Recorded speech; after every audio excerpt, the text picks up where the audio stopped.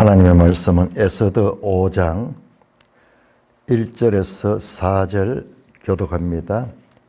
에스더 5장 1절 제3일에 에스더가 왕후의 예복을 입고 왕궁 안 뜰 곧 어전 맞은편에 서니 왕이 어전에서 전문을 대하여 왕좌에 앉았다가 왕후 에스더가 뜰에 선 것을 본즉 매우 사랑스러움으로 손에 잡았던 금규를 그에게 내미니 에스더가 가까이 가서 금규 끝을 만진지라. 왕이 이르되 왕후 에스더여 그대의 소원이 무엇이며 요구가 무엇이냐 나라의 절반이라도 그대에게 주겠노라 하니 에스더가 이르되 오늘 내가 왕을 위하여 잔치를 베풀어 싸우니 왕이 좋게 여기시거든 하만과 함께 오소서 하니. 오 하나님 아버지 오늘 감사합니다. 에스더서를 통하여서 우리에게 말씀하시고자 하시는 하나님을 바르게 알게 하여 주옵소서. 예수님 이름으로 감사하며 기도드리옵나이다. 아멘. 자, 3장에서 아주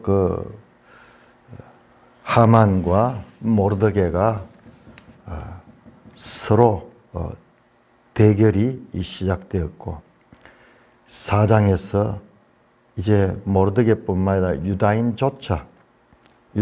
전 유다인조차 전멸당할 위기 속에서 모르드게는 궁중 내시 왕비를 담당하는 하닥을 통하여서 자신의 뜻을 정합니다. 그래서 에스더가 금식하며 나를 위해 기도하달라 하며 자신도 3일 동안 금식을 했습니다. 그래서 오늘 5장 1절에 제3일에 에스더가 왕후의 예복을 입고 나왔다. 제가 오늘 시간이 되는 대로 책을 한 권 가지고 같이 에스더를 공부하는데 이 요세푸스라는 이 분이 썼는 유대 고대사 여기에는 보면은 이스라엘 역사가 다 기록이 되어 있어요. 이분은 제가 전에도 여러 번 말씀드렸지만은 예수님과 동시대 사람이에요. 예수님보다는 조금 후대 사람인데 그 로마가 그 예루살렘 성을 파괴할 적에 그때 유다의 그 장군으로서 그 전쟁에 참여했던 역사가이며 이 전시에는 장군이었습니다. 지도자였죠. 지도자인데 이 사람이 이제 그 로마 베스파시오누스 그러니까는 로마를 침공했는 로마 장군이 첫째 베스파시아누스인데 이 사람이 로마 황제가 됩니다. 그 황제가 되어서 나중에 가고 난 다음에 그 아들 티투스가 이 왕이 되는데 이 티투스 때 망하게 되거든요. 그런데 이 요세푸스는 그 로마의 베스파시아누스 이 장군이 포위했을 적에 3차 공격을 했는데 그때 포로로 잡혔어요. 포로 잡혀서 포로들을 조사하는 가운데 이 사람이 아주 식견 높은 역사가라는 것을 알게 되고 그래서 이 사람을 살려줄 뿐만 아니라 자신의 그 양자처럼 만들어 가지고 유대 역사를 기록하도록 그렇게 합니다.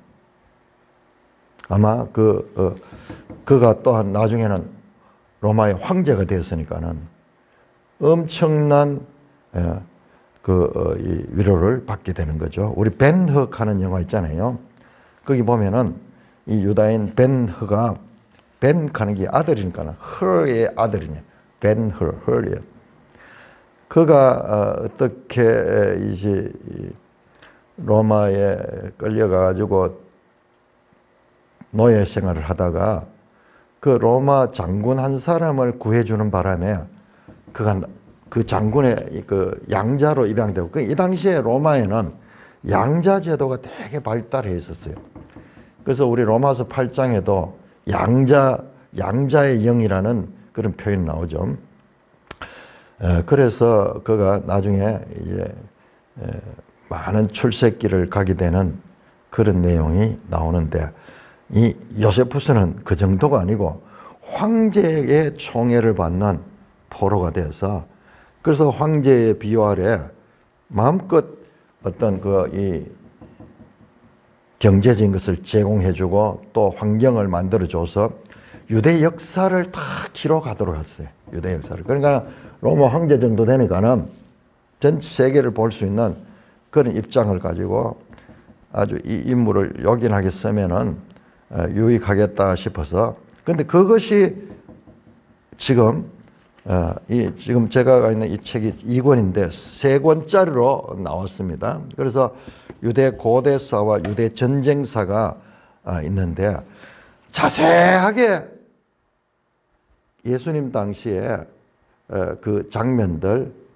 그 시대에 살았던 사람의, 그러니까 예수님도 나와요. 예수님을, 이 사람 믿는 사람 아니야.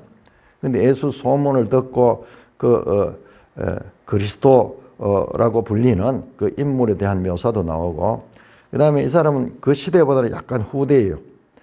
그래서 유대 전쟁이 로마에 의해서 항거하다가 얼마나 비참하게 죽는가. 그래서 유명한 요세푸스 문제라는 그런 것이, 여러분들이 구글 같은 데 가서 요세푸스 문제 치면은 나오는 게 뭐냐 그러면은, 이 유대인들이 로마에 항거하다가 나중에는 양식을 다 차단시키고 성 안에서 굶어 죽이거든요. 그러니까 굶어 죽기 전에 스스로들 자기가 상대편을 죽이고 상대편은 또 다른 상대편을 죽이고, 이런 식으로 해서 전체가 다 이제 죽게 하는 그런 내용이 나오는데, 그럴 정도로 상세하게 이 당시에 그 내용들을 기록을 했습니다. 그리고 유대 고해사를 통해 가지고는 이스라엘 역사 전체를 다 정리를 했는데, 놀랍게도 그 속에 이 우리 성경의 에스더 시대에 대한 내용이 자세하게 나오고 있습니다. 이 요세푸스에 보니까는 지금 이 장면이 나오는데요. 제3일에 에스더가 왕후의 예복을 입고 이렇게 돼 있잖아요. 우리 성경에는. 근데 거기에는 보니까는 애도의 복장을 입고 있다가, 그러니까 굵은 베옷을 입고 있다가 이제 왕에게 나갈 때 이제 왕후의 의복을 입고 나갔어. 그러니까 우리 성경보다도 더 자세하게 그 장면들이 기록이 되어 있습니다. 그런데 또 이 성경을 보고 썼어요. 이 성경을 보고 썼는 게 맞아요. 그 성경과 일치되는 내용들 많거든요. 그런데 성경에 안 나오는 내용들이 또 있습니다. 그래서 이 에스더서는 저자가 누군지 명확하지 않거든요.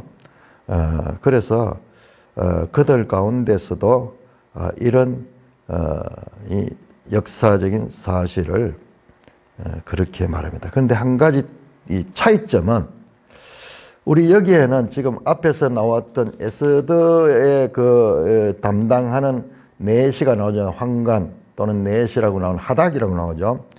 그 하닥이 여기에서는 아크라테우스라고 그렇게 이름이 나옵니다. 완전히 다르죠. 하닥과 아크라테우스. 그런데 뒤에도 보면은 사람 이름이 나올 때 이 성경하고 달라요. 그러니까 우리가 이거는 왜 그러냐 그러면, 이게 틀린 것이 아니고, 지금 이 나라가 페르시아가 어떻습니까? 세계 제국이거든요.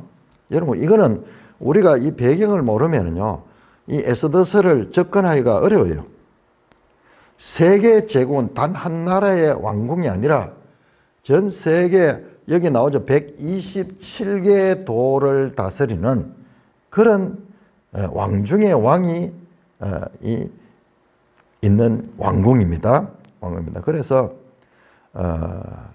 거기에 대한 법도와 거기에 대한 규례들 그런 것들이 있는데, 그러니까 이름이 다른 것은 아마 우리 일제시대 때도 우리나라 사람들 창씨개명이 다 일본 이름을 불렸어요.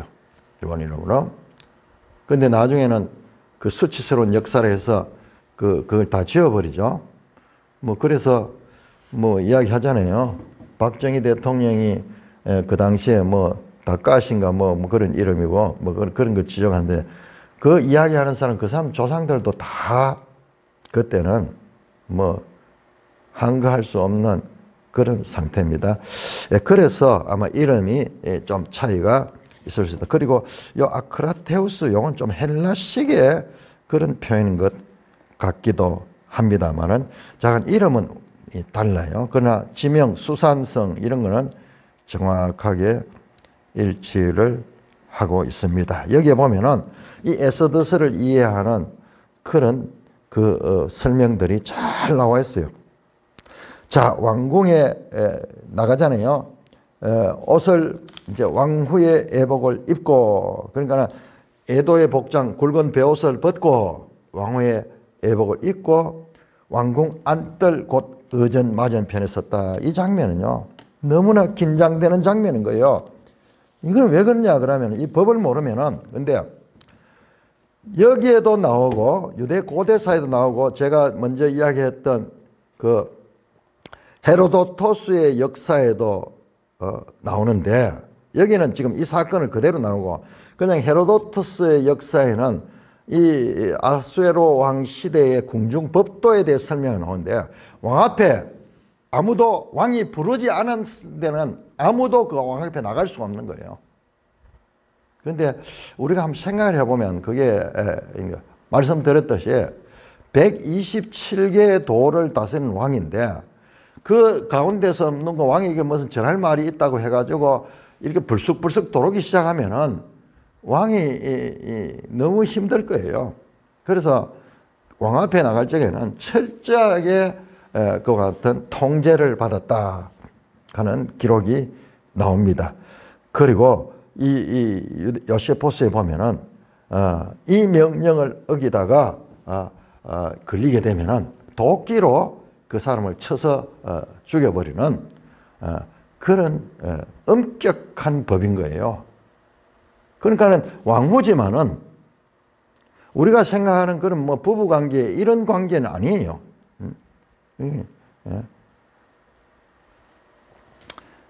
그래서 이제 죽느냐 사느냐 앞에 나오죠. 죽으면 죽으리다. 죽으면 죽으리다. 그 말씀도 우리가 보니까는 창세기하고 연속이 돼요.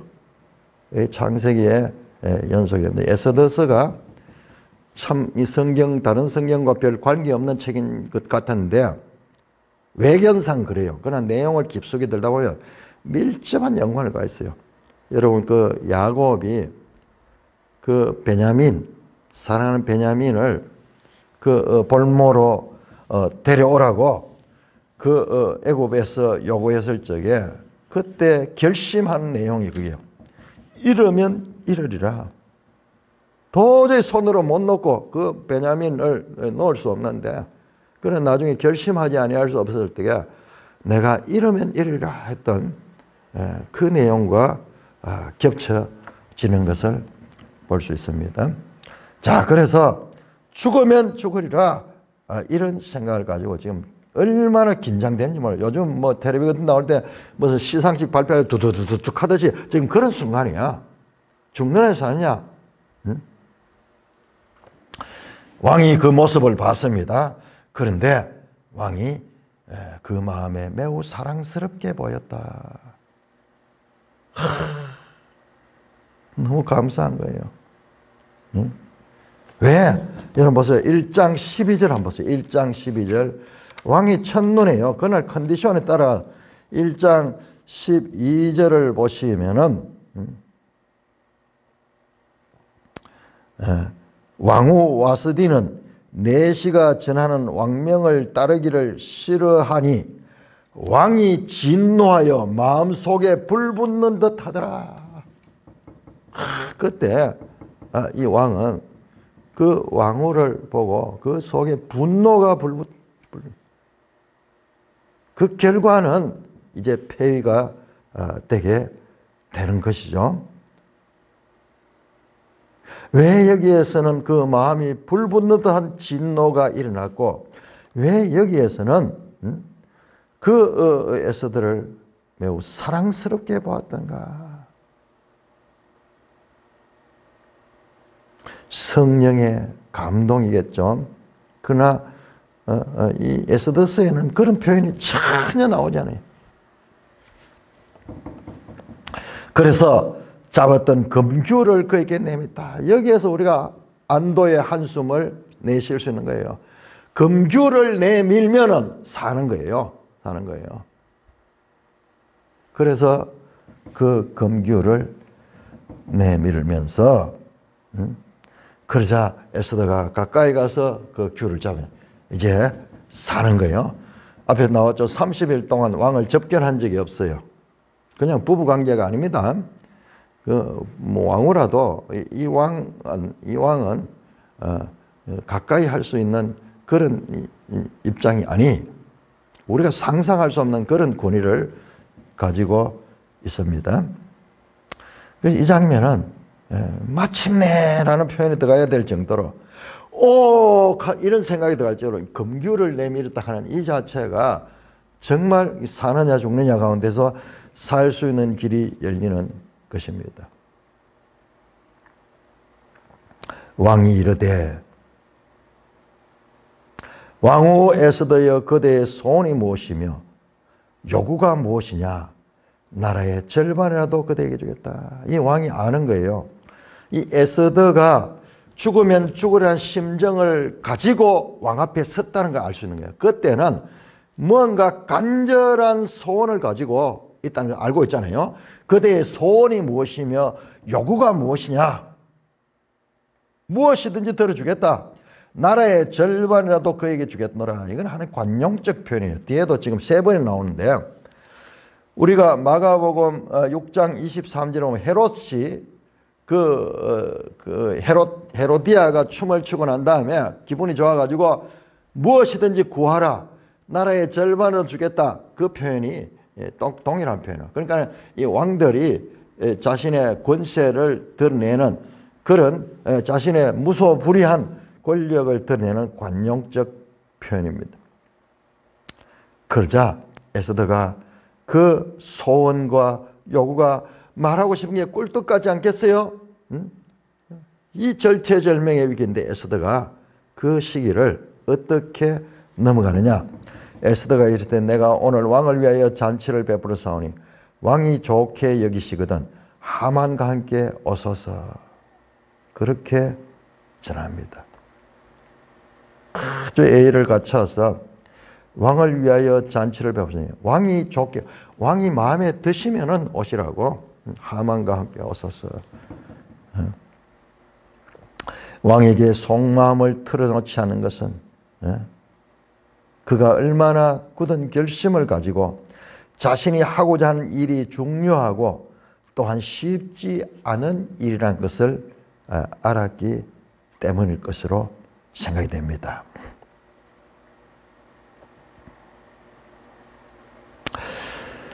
왕이 이르되 5절부터 이 8절까지 교독합니다.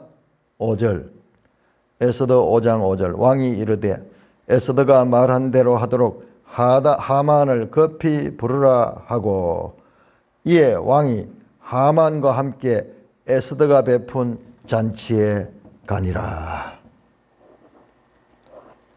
6절 읽어주세요. 5장 6절. 잔치의 술을 마실 때 왕이 에스더에게 이르되 그대의 소청이 무엇이뇨? 곧 허락하겠노라. 그대의 요구가 무엇이뇨? 나라의 절반이라 할지라도 시행하겠노라 하니 에스더가 대답하여 이르되 나의 소청 나의 요구가 이러하나이다.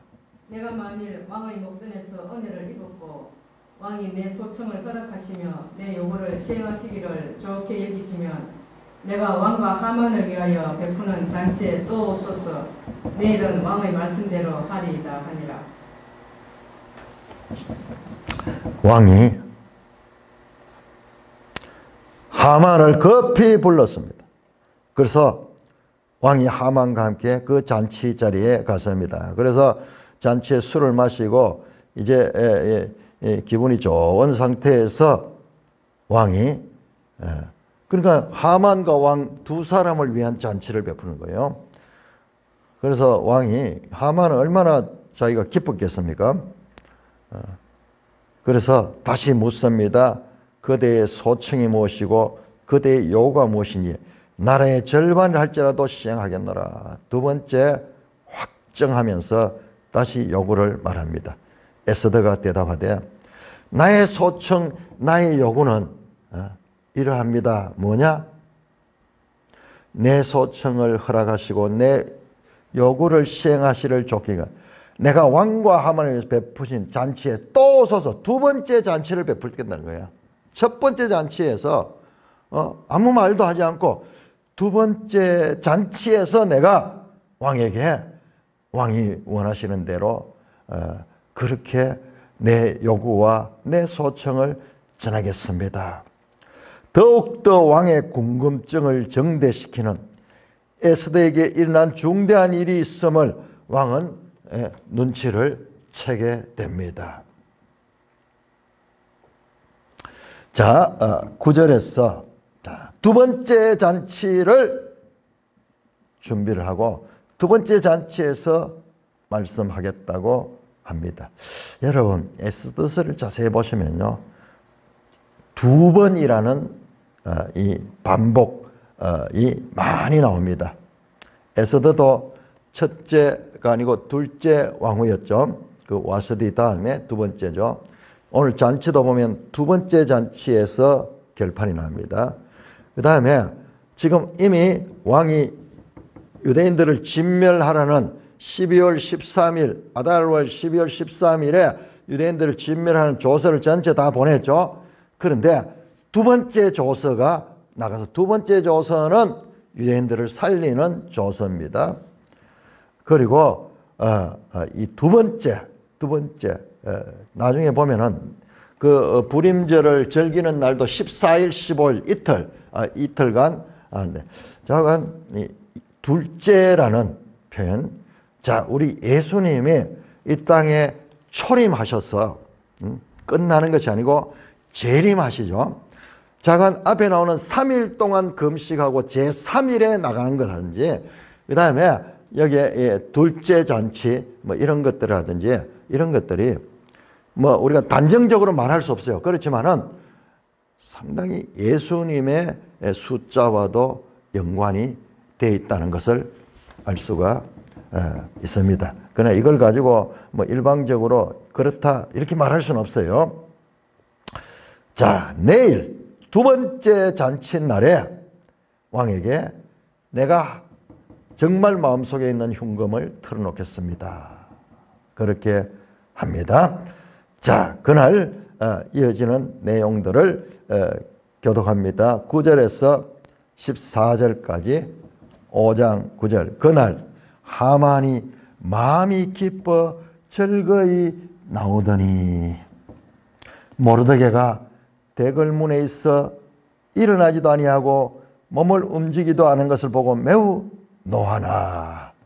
참고 집에 돌아와서 사람을 보내어 그의 친구들과 그의 아내 세레스를 청하여 자기의 큰 영광과 자녀가 많은 것과 왕이 자기를 들어 왕의 모든 지방관이나 신하보다 높인 것을 다 말하고, 또 하만이 이르되 왕후 에스더가 그 베푼 자리에 왕과 함께 오기를 허락받은 자는 나밖에 없었고 내일 또 왕과 함께 청함을 받았나니라.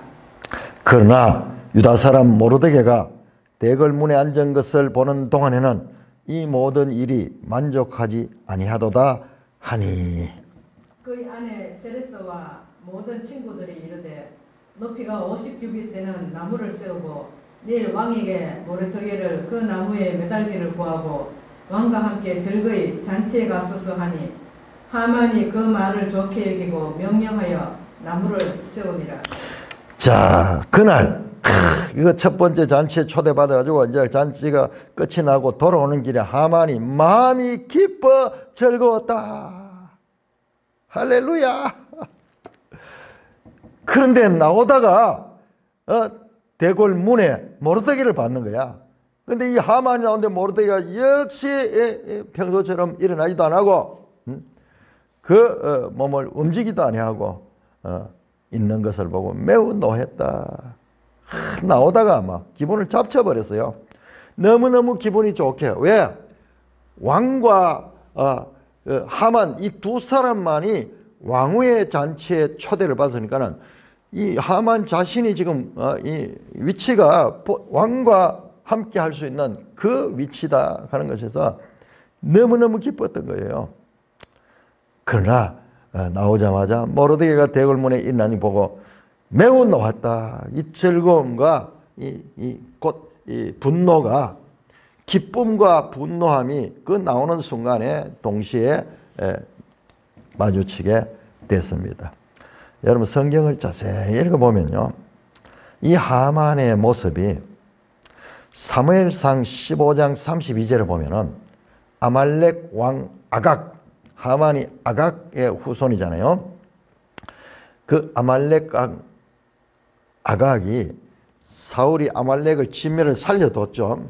살려뒀는데 그때 사무엘이 와서 나중에 사울 왕을 책망하고 그 다음에 아말렉 왕 아각을 부릅니다. 그때 15장 32절을 보면은 이렇게 되어 있어요. 아각이 오 케바리 할렐루야 사무엘이 나를 이제 살려서 이제 돌아보게 하려고 나를 부른구나 그러면서 즐거이 나왔다라는 표현이 있어요. 야 너무나 똑같아요. 근데 결과는 어떻게 합니까? 그 결과 그 생각과는 달리 사무엘이 칼로 아각을 쪼갰다 그래요. 쪼갰다.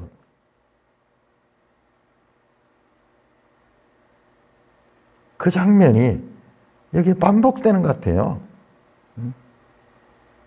기뻐지려고 해요. 이게 그냥 그게 아니에요. 성경에.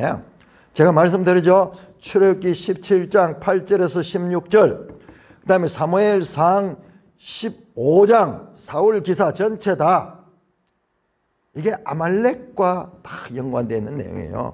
이 두 개가 아말렉과 연관되어 있는 것을 이해하는 거면 이 두 개를 모르면 안 돼요. 똑같이 되어 있어. 말씀드렸죠. 사무엘상 15장의 주제가 진멸해야 되는 걸 진멸하지 않은가. 진멸이라는 단어가 10번 넘게 나와요. 지금 에스더서를 보세요. 에스더에 보시면은 진멸이라는 단어가 여기도 거의 비슷하게 나옵니다. 진멸. 그러니까는 우리가 그냥 읽으면 전혀 다른 이야기 같지만 이 하나님께서는 이 통해서 이 두 개를 지금 우리에게 연결시키도록 깨달을 수 있도록 그렇게 암호처럼 숨겨놓은 거예요. 감추어진 거예요. 자세히 보면 그게 보여요. 자세히 보면 내가 이걸 우리 교회에서도 성경 많이 읽는 사람들에게 이야기를 해보니까 혹시 연상되는 게 없나 그러니 딱 그걸 연상을 하더라고요. 그러니까 성경이 성경을 부르는 거예요. 지금 동일하게 시간적으로 사울과 이 하만의 시간은 약 1500년의 간격이 있는데 1500년 후에 그 아말렉 아각의 후손이 그 1500년 전 조상 아각의 모습과 동일한 이 움직임을 가지고 있는 그런 것을 볼 수 있습니다. 그런 것을 이거를 심어놨어요. 그래서 성경이 하나님의 말씀인 거예요. 이거는 사람이 기록했지만은 이런 것까지는 사람이 기록할 수가 없어요. 사람은 그냥 기록했는데 그 배후에 하나님은 이 성경 유기적인 그런 관계를 깨달을 수 있도록 우리에게 이렇게 기록해 놓은 거예요. 자, 그래서 진노했지만 참고 집에 와서 사람들 보니까 친구들과 아내를 청해서 그날 있었던 일을 자랑합니다. 자기의 큰 영광과 자녀가 많은 것과 왕이 자기를 들어 왕의 모든 지방관이나 신하들보다 높은 것을 다 더 높인 것을 말하고, 왕후가 자기하고 꼭 집어가지고 자기 왕과 자기만을 초청했다는 이것만 해도 이거 말할 수 없잖아요. 127개 도에 그 가운데서도 자기를 가장 높였다. 그렇게 하면서 자기가 가진 큰 영광과 자녀가 많은 것과, 아마 하만이 자녀가 10명이 나오는데 이제 그게 이제 자기에게는 너무 자랑스러운 거예요. 그래서 하늘 높이 자기가 신이 지금 올라가서 이 자부심에 가득 차 있는 것이요. 자, 그런 다음에 또 하만인데, 왕후 에스더가 베푼 잔치에 왕과 함께 오기를 허락받은 자는 나밖에 없었고 내일도 왕과 함께 참아왔다. 이야, 자기 혼자만 내일 또 초대를 받았다. 얼마나 자랑스럽겠어요. 얼마나 기쁘겠습니까? 참으로 그 심정이 이해가 됩니다. 자, 그러면서 앞에 나왔던 그 성문 앞에서 느꼈던 감정이 여기 다시 또 나옵니다. 유다 사람 모르드게가 대궐문에 앉은 것을 보는 동안은 이 모든 일이 만족하지 아니하다. 유다 사람 모르드게 가장 즐거운 시기에 고춧가루를 뿌리는 것 같은 이 유다 사람 모르드게. 자, 유다 사람인 것이 중요합니다. 유다 사람. 본인들은 아는지 모르는지 모르지만 이 둘의 관계는 상극적인 관계다. 유다 사람과 아말렉 사람은 상극적인 관계인 것을 암시합니다. 자, 그러자 그의 아내 세레스와 모든 친구들이, 자, 이 아내가 계속 잘 나오는데 그의 친구, 아내가 이름이 세레스야. 세레스는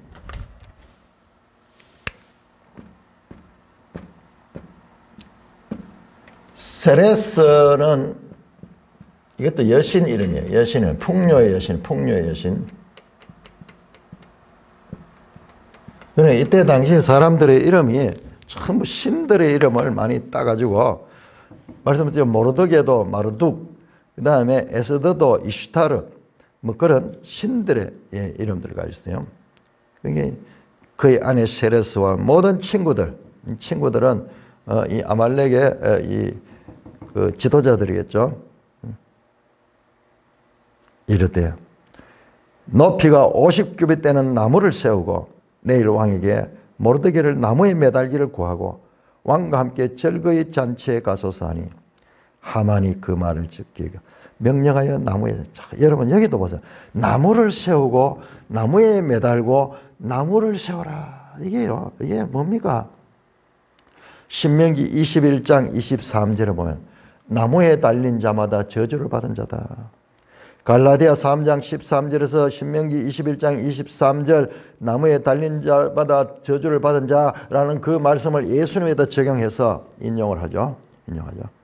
그러니까 지금 여기에도 예수님의 이 그림자가 어른거리고 있어요. 제3일 동안 금식하고 나와서 이 구원을 받게 되는 그와 같은 모습. 그 다음에 두 번째 잔치, 초림과 재림을 나타내는 이 두 번째 완전한 구원이 이루어지는 것. 그 다음에 나무에 달린 자, 나무에 다는 십자가로 이렇게 볼 수 있는 그 나무에 달리는 그 저주받는 이런 것들이 전혀 이 에스더는 복음이 있거나 또는 다른 구약 성경과도 무관한 것 같은데 밀접한 연관을 가지고 있다는 것을 알 수가 있습니다. 자, 이 부분을 요세푸스를 통해서 한번 읽어보겠습니다. 요세푸스 46쪽에 이 장면을 합니다. 그것도 에스더 왕후가 베푼 잔치에 왕과 함께 식사를 나눈 영예를 누렸다는 사실에 크게 흡족해 하며 집으로 발길을 옮겼다. 그러나 하만은 도중에 뜰에서 모르드게를 만나는 바람에 크게 기분이 상했다. 모르드게가 하만을 보고도 조금도 경의의 표시를 나타내지 않았기 때문이다. 이 하만은 집에 도착하자마자 아내 세레스와 친구들을 불렀다. 그들이 오자 하만은 이렇게 떠버렸다. 나는 오늘 왕과 왕후 두 분에게 큰 영예를 얻었네. 왕후에게 베푼 잔치에 왕과 함께 식사를 나누는 영광을 누렸다는 말일세. 게다가 왕후께서는 내일 나를 다시 잔치에 초대하셨네. 그러나 뜰에서 유대인 모르드게를 만나는 바람에 기분이 상해버리고 말았네. 이에 그의 아내 세레스는 50규빗 높이로 교수대를 설치하고 내일 아침 모르드게를 교수형에 처할 수 있도록 해달라고 왕에게 청원하라고 하만에게 충고했다. 야, 여기는 교수대로 나와 있어요. 교수대. 그런데 성경에 나무로 나오잖아요. 왜? 성경에는 나무로 나와야지 되는 거예요. 나무.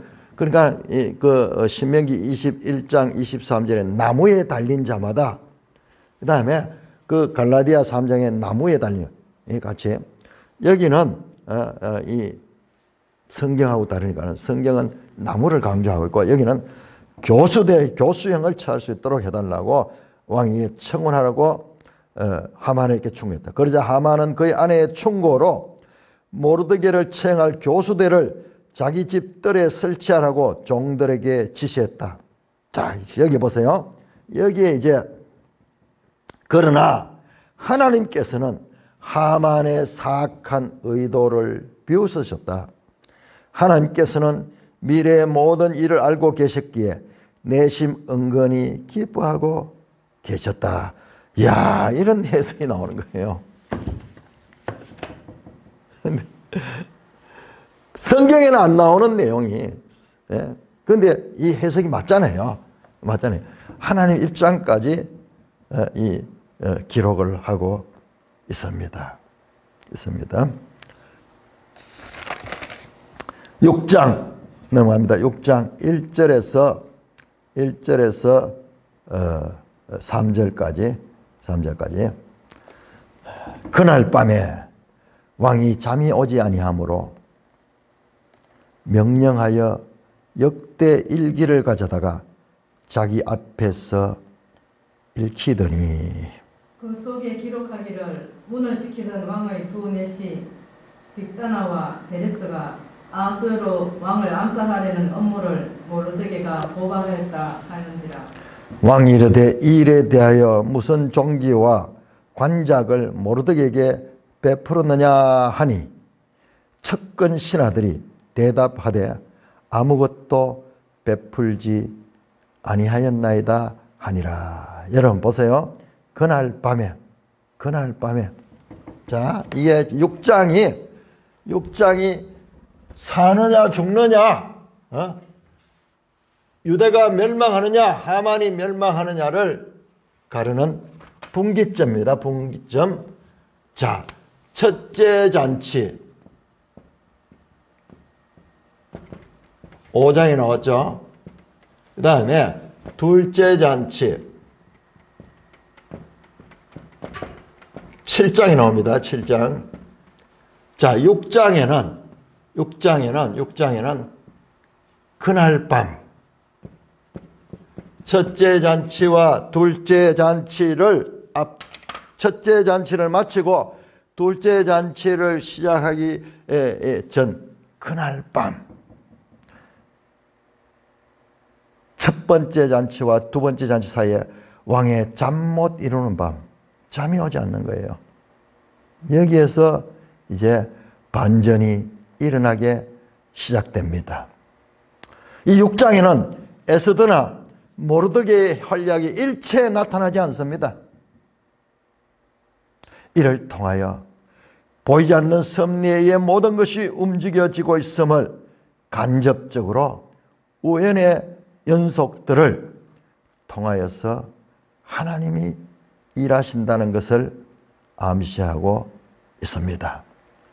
자, 이 그날 밤이 왜 중요하냐 하면 유대인들을 진멸하는 날은 아직 멀었어요. 유대인들을 진멸하는 것은 아직까지 수개월이 남았습니다. 12월 달에 멸하고 지금 이때는 3월 달이 되기 전이에요. 그러니까 아직 약 7, 8개월 또는 9개월 정도의 그 D-Day는 남아있어요. 그럼 모르드게를 죽이는 일은 지금 눈앞에 있는 거예요. 내일.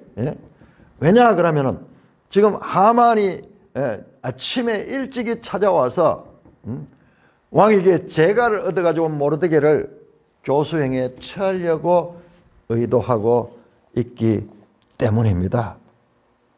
모르드게를 죽일 나무는 준비되었고 하만은 이를 실행하기 위해 왕의 재가를 받으려고 왕궁을 찾는 긴박하고 이 절박한 이 모르드게가 사느냐 초일기에 들어가는 그날 밤에 왕이 잠이 오지 않는 거예요. 왕이 잠이 오지 않았습니다.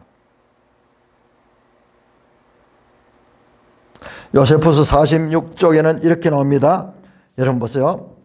요세푸스는 이렇게 나옵니다. 하나님께서는 그날 밤 왕에게서 잠을 빼앗아 가셨다. 왕은 잠이 오지 않자 눈만 멍하니 뜨고 시간을 보내기보다는 무엇인가 유익한 일을 하기로 결심하고 서기관에게 선왕들의 역대기와 자기의 통치 기록을 가져오라고 지시했다. 서기관은 그 기록들을 왕에게 읽어주었다.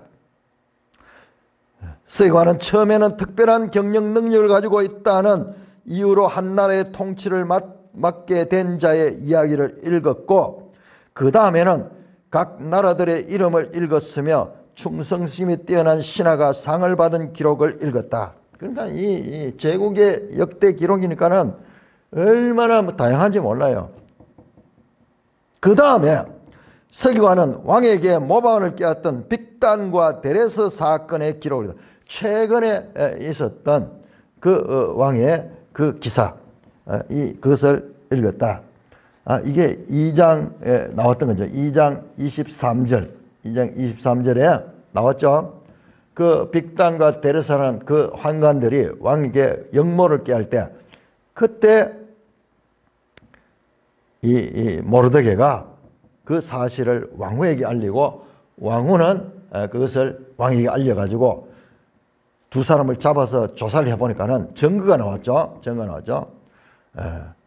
그래서 자신의 이 목숨을 구했던 그 기록이 적혀 있는 걸 읽었는 거예요.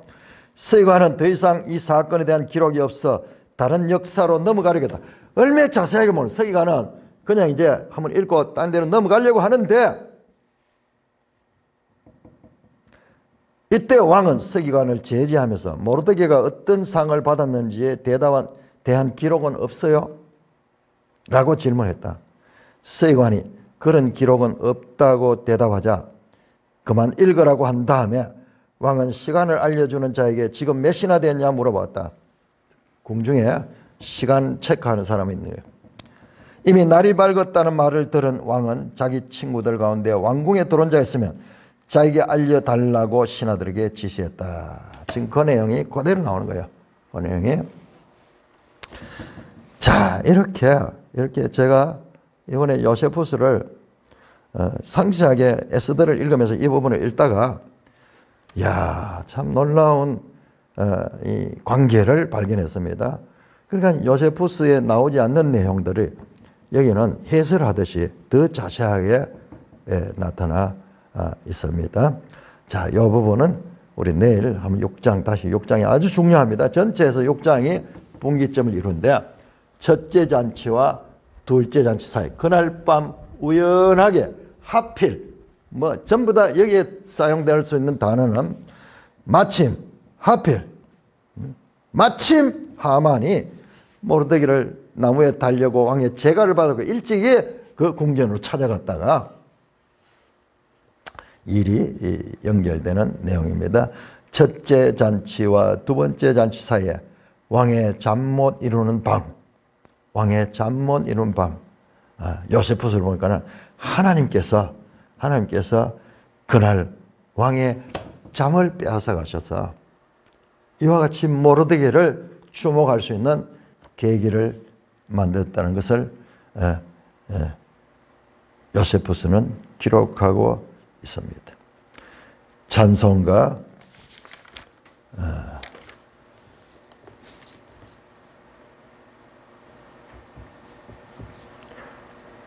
460장입니다. 찬송가 460. 이번에 이것도 에스더도 좀 길.